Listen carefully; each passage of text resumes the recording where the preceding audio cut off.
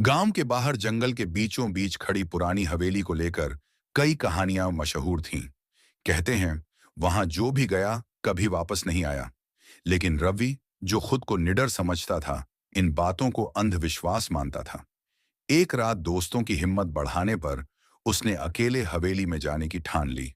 चांदनी रात थी, लेकिन जंगल के भीतर घना अंधेरा छाया हुआ था। हवेली का दरवाजा चरमराते हुए खुला। अंदर का माहौल अजीब और भारी था, जैसे वहां कोई छिपा हुआ हो। दीवारें जर्जर हो चुकी थीं, फर्श पर धूल की मोटी परत जमी थी।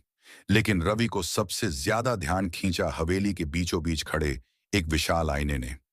आईना बेहद चमचमाता हुआ साफ था, जैसे उसे रोजाना साफ किया जाता हो।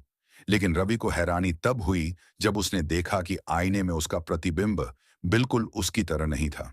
उसका चेहरा गंभीर था, लेकिन आईने में उसका अक्स मुस्कुरा रहा था, एक ठंडी खौफनाक मुस्कान। रवि ने घबराकर आईने से नजर हटाई और चारों ओर देखा।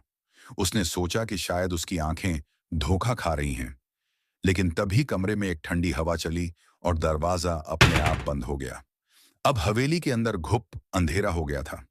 रवि ने अपनी टॉर्च निकाली और उसे जलाया, लेकिन टॉर्च की रोशनी भी उस घने अंधेरे को चीर नहीं पा रही थी। तभी उसे पीछे से किसी के धीमे धीमे कदमों की आवाज सुनाई दी।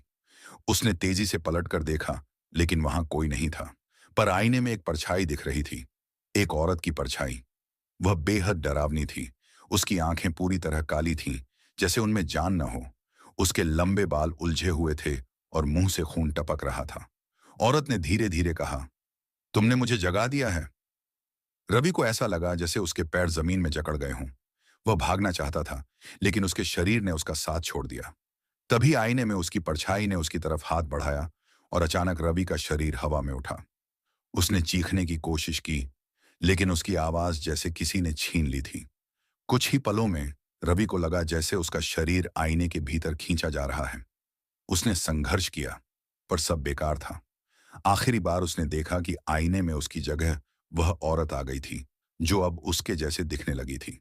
अगली सुबह गांव वालों ने रवि को हवेली से बाहर आते देखा, लेकिन वह रवि जैसा नहीं लग रहा था। उसकी आंखों में एक अजीब सी चमक थी और वह बिना कुछ बोले सीधे जंगल की तरफ चला गया। उस दिन के बाद से जो भी हवेली के पास गया, वह कभी वापस नहीं लौटा। गांव वाले कहते हैं कि उस आईने में अब भी रवि कैद है, और जो भी उसे देखता है वह उसी शाप का शिकार बन जाता है। ऐसी ही और वीडियो देखने के लिए हमारे चैनल को सब्सक्राइब करें और बेल आइकन दबाना ना भूलें।